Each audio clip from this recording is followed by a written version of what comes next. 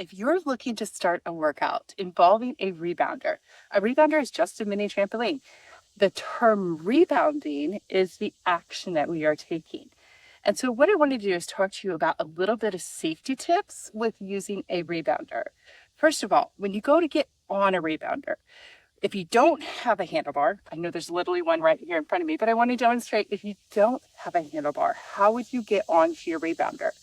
One of the things you want to do is you want to take your leg and lift it and put it securely, flatly into the mat. You don't want to step on the edge of the frame. You don't want to step onto the bungees or your springs or your wrapper, whatever it is that your particular model of mini trampoline looks like. You want to step securely onto the mat of the trampoline. And then by engaging your core, you want to step up and into the rebounder and bring in your other foot. Then you can position yourself and balance yourself out so you have a good firm footing in place.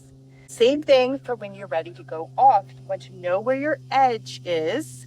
You want to leave one foot firmly and securely, flatly on the mat.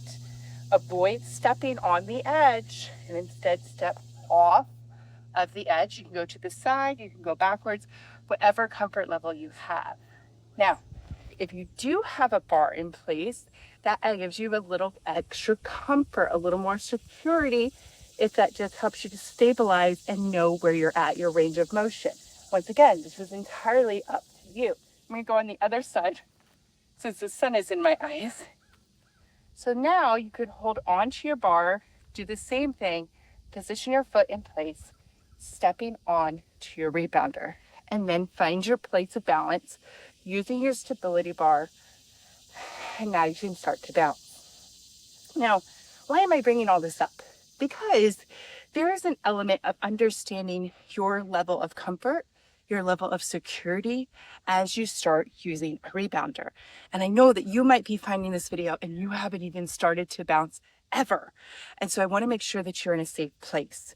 I also was hanging out with the kids and I look at one moment, all you gotta do is take your eyes off the kids for a little bit, right? And they're acting like squirrel pants and they're just doing all kinds of crazy stuff. And I see somebody stepping towards the edge. So I just want you to consider that when you come to put your body weight onto a rebounder, you want to make sure you're positioning yourself always on the mat. You're staying off of any edging. And as you start your bounce, you're keeping awareness of how far each rebounder is so different. And so your spacing that you have allotted for bouncing could look different. I'm on a 44-inch, so I have a little bit wider frame. You might be on a narrower frame, and there's even a slightly larger depending on which brand and which model you purchase. So just keep in mind your footing. Make sure you're in a secure place. The other thing that you want to consider when you're just starting out rebounding is that you want to keep it low. You want to keep it gentle. You want to find your range of motion. So I'm just going up and down in little tiny motions right now, while also waving side to side. Really gentle, really easy, easing into it.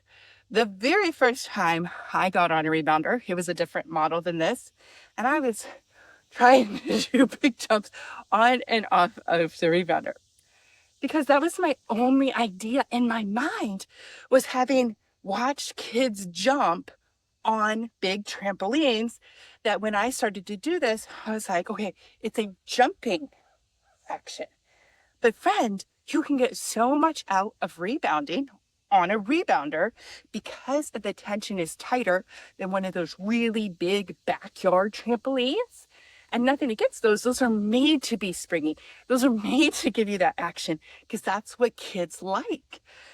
But you, as an adult, you have the ability to use a rebounder that gives you less bounce than that. Now, this particular model that I'm on, it has a lot of tension to it. So my bouncing here is not going to be a spring action like one of those big backyard trampolines, okay? It's not having that kind of resilience.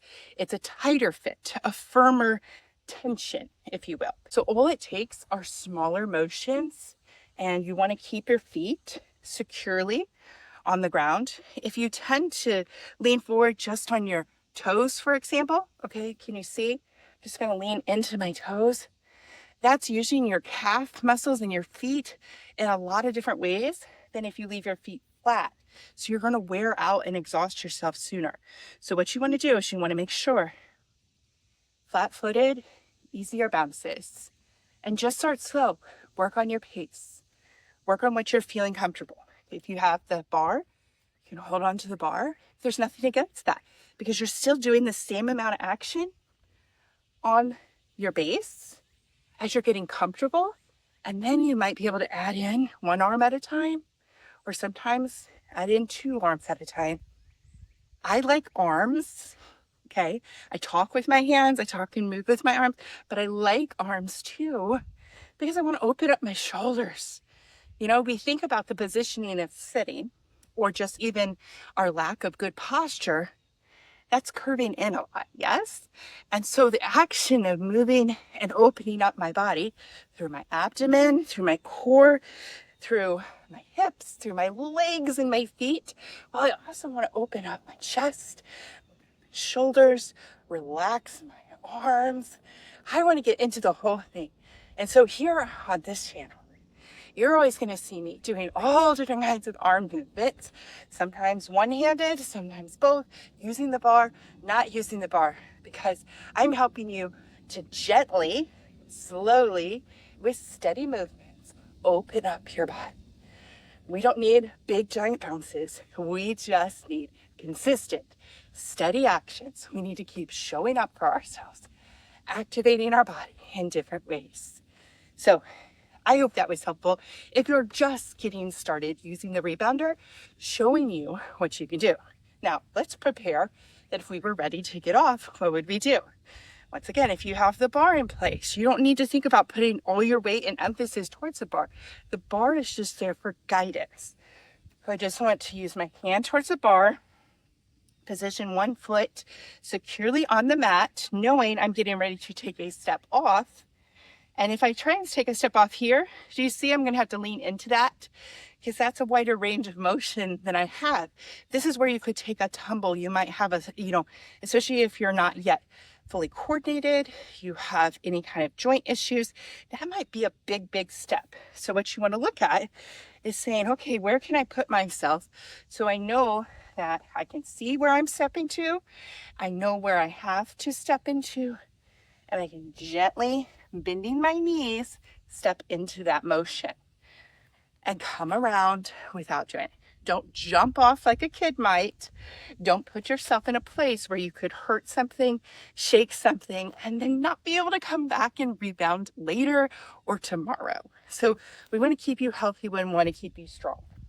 If you were doing that now and you were stepping off and you didn't have a bar, you could consider the same thing.